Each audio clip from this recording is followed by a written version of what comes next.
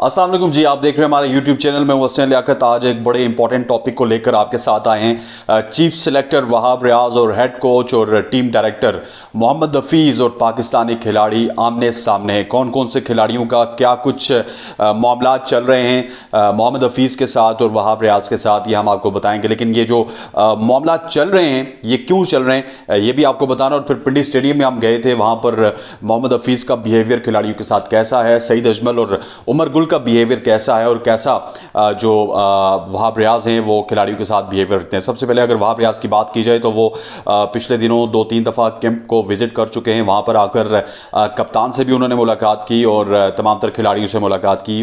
Mood उनका बड़ा अच्छा लग रहा था और खिलाड़ियों ने भी उनको वेलकम किया। अगर बात की जाए मोहम्मद हफीज़ की और सईद अजमल और उमर गुल की, तो काफ़ी ज़्यादा मेहनत करते हुए नज़र आ रहे हैं। जो हमें नज़र आता था कि जो बैरून मुल्क के कोचेस थे वो पाकिस्तान टीम को इतना टाइम नहीं देते थे, लेकिन मैं कल भी गया, मेरी उमर गुल से मुलाकात हुई। उमर गुल उस वक्त हसन अली को प्रैक्टिस करवा रहे थे और तकरीबन 3 ओवर्स तक वो हसन अली को प्रैक्टिस करवाते रहे, जबकि पूरी की पूरी टीम वो टी कर रही थी, टी के वक्फे पे, क्योंकि कल एक सिनेरियो मैच था। लेकिन हसन अली साइड लाइन्स पे प्रैक्टिस कर रहे थे। इसके अलावा सईद अजमल से वहाँ पर मुलाकात हुई। सईद अजमल जो कि स्पिन बॉलिंग कोच हैं, वो शादाब खान को, उसामा मीर को, नवाज़ को और उस्मान कादिर को, इन तमाम तर स्पिनर्स को हमें प्रैक्टिस करवाते हुए नजर आए। अब उस मामले की तरफ आ जाते हैं कि क्या कुछ मामला है और क्या अनबन चल रही है इस वक्त बोर्ड के दरमियान और खिलाड़ियों के दरमियान। इससे पहले कि हम वीडियो को डिटेल में स्टार्ट करें, आपसे गुजारिश है कि आप हमारे इस चैनल को सब्सक्राइब ज़रूर कीजिएगा।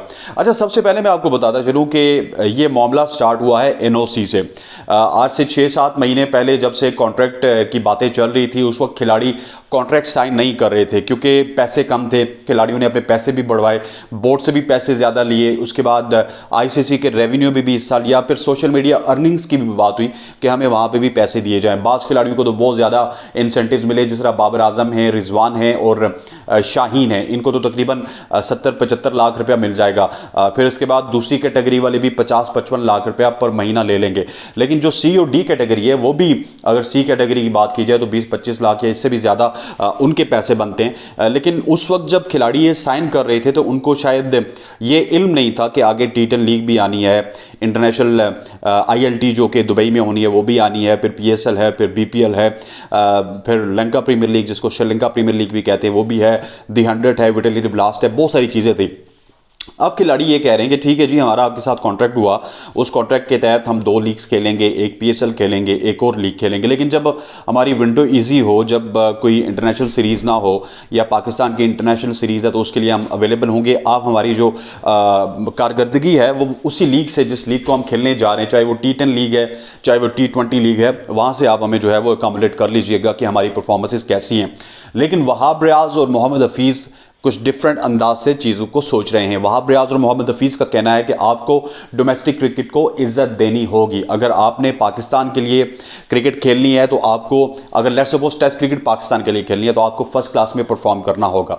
इसके अलावा अगर आपने ODI क्रिकेट पाकिस्तान की जानिब से खेलनी है तो आपको लिस्ट A में परफॉर्म करना होगा। अगर आपने T20 क्रिकेट पाकिस्तान की जानिब से खेलनी है तो आपको नेशनल T20 कप जो कि इस वक्त कराची में जारी है उसमें परफॉर्म करना होगा। लेकिन हमने देखा है कि इमाद वसीम, जिनको इस्लामाबाद का कप्तान बनाया गया था, वो रिटायरमेंट देकर इस वक्त अबू धाबी पहुंच चुके हैं। इसके अलावा जमान खान और उसामा मीर की NOC का फड्डा बना हुआ है। फिर शादाब खान ने भी जाना था, लेकिन शायद शादाब खान के हवाले से खबरें ये है कि वो सिंध प्रीमियर लीग खेलेंगे जो कि 14 से लेकर 25 तक हो रही है। अब मसला यहाँ पर यह बना हुआ है कि ये जो क्राइटेरिया है बोर्ड की जानिब से, ये तो बहुत अच्छा है, इसको मैं भी पसंद करता हूँ, आप भी पसंद करेंगे कि जो अपनी डोमेस्टिक क्रिकेट को इज्जत देगा उसी को कौमी टीम में होना चाहिए। लेकिन बहुत सारे ऐसे प्लेयर्स हैं जो कि इस स्क्वाड में सिलेक्ट हुए, वो डोमेस्टिक की परफॉर्मेंस से सिलेक्ट नहीं हुए।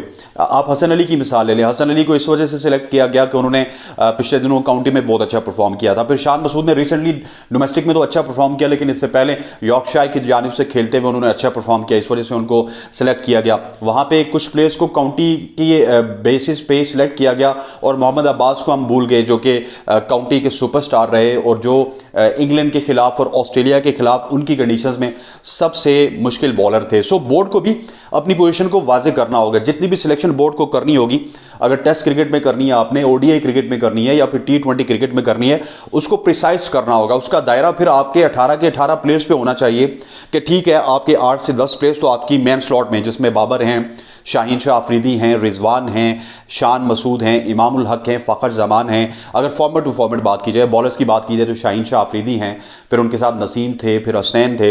ये तो ऐसे लोग हैं कि जो कि डोमेस्टिक ना भी खेलें तो ये आपके सर्कल में मौजूद है। अगर इनकी परफॉर्मेंसेज ख़राब होती हैं तो इनको डोमेस्टिक में आप बेच सकते हैं।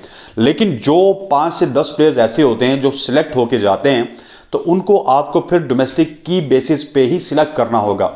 ये नहीं कि एक प्लेयर को आपने काउंटी की बेसिस पे सिलेक्ट कर दिया, एक प्लेयर को आपने सीपीएल की बेसिस पे सिलेक्ट कर दिया, एक प्लेयर को आपने बिग बैश की बेसिस पे सिलेक्ट कर दिया। इसी वजह से, यही वजह है कि इमाद वसीम ऑलरेडी रिटायर हो चुके हैं, रिटायरमेंट का ऐलान कर दिया। उनका जो राब्ता हुआ था, हमने कल की वीडियो में हमने आपको बताया था कि वो राब्ता बेसिकली रिटायरमेंट से 2 दिन पहले हुआ था और बोर्ड के कहने पे ही उन्होंने अपना कॉन्ट्रैक्ट खत्म किया और इसीलिए वो रिटायर हुए। लेकिन रिटायर प्लेयर, जो रिसेंटली रिटायर प्लेयर होते हैं, उनको भी एनओसी चाहिए होती है। तो मतलब इसका यह है कि जो इस वक्त अबू धाबी में पहुंच चुके हैं टी10 लीग खेलने के लिए इमाद वसीम, तो उनको कोई ना कोई एनओसी तो बोर्ड ने दिया होगा।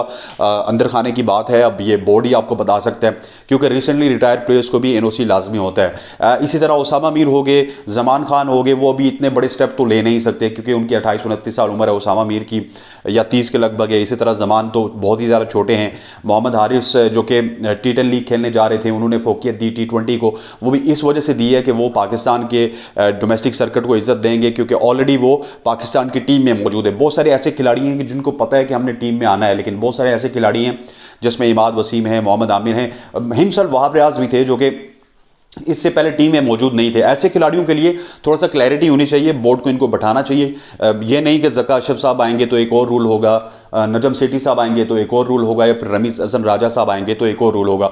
इनके लिए एक लार्जर जो है, मेरा ख्याल है कि कोई ड्राफ्ट बनाना चाहिए, इन सब प्लेयर्स के साथ बैठना चाहिए कि आप अगर डोमेस्टिक में परफॉर्मेंस देंगे तो हम आपको साथ साथ जो है इंक्लूड करेंगे नेशनल टीम में। अगर आप डोमेस्टिक में परफॉर्मेंस देते हैं, हम आपको नेशनल टीम में अगर नहीं रख सकते तो आप किसी भी जगह पर जाके, किसी भी लीग में जाके आप खेल सकते हैं। क्योंकि आप देखिए ना कि दिसंबर सारे का सारा इमाद वसीम के लिए खाली था। अगर दिसंबर में आप उनको नेशनल टी20 ना ही खेलने देते, आप उनको अगर अबू धाबी लीग में जाने देते, वहाँ पे वो अपने 2 पैसे भी कमा लेते, उसके बाद अगर परफॉर्मेंसेस अच्छी होती, आप उनको न्यूजीलैंड के लिए कंसीडर कर सकते थे। लेकिन आपने थोड़ी सी जिद की, आपका एक पूरा प्लेयर ज़ाया हो गया। इसी तरह हमने 2019-20 में आमिर के साथ यही काम किया था, उससे भी दिल बर्दाश्त होकर रिटायरमेंट का ऐलान कर दिया। फिर एहसान आदिल हैं, फिर हमाद आजम हैं, साइम हैं, लाइक बाबर आजम, रिजवान, शाहीन शाह अफरीदी, ये तो जब चाहते हैं एनओसी भी ले लेते हैं, सब कुछ ले लेते हैं, क्योंकि इनकी फ़ैन बेसिस पीछे मौजूद होती हैं। इनको पता है कि हमने एनओसी किस तरह लेनी है। अगर बोर्ड सीधे हाथ से ना दे तो ये उल्टे हाथ से जो है वो घी को निकालने की पूरी कोशिश करते हैं और उसमें कामयाब हो जाते हैं। लेकिन जो प्लेयर एक दफ़ा सर्कल से बाहर हो जाता है उसके लिए परेशानी होती है, और इसी वजह से मोहम्मद आमिर, इमाद वसीम जैसे प्लेयर बाहर हुए। और यही वजह है कि वहाब रियाज और हफीज़ के खिलाफ इस वक्त काफ़ी प्लेयर्स अब गपशप कर रहे हैं कि ये जो हमारे अपने हैं, इन्होंने आके हमारा जो है वो शिराजा बिखेर दिया है। आज की वीडियो से इतना ही। इंशाल्लाह कल फिर किसी नए टॉपिक के साथ आपसे मुलाकात होगी। तब तक के लिए अल्लाह हाफ़िज़।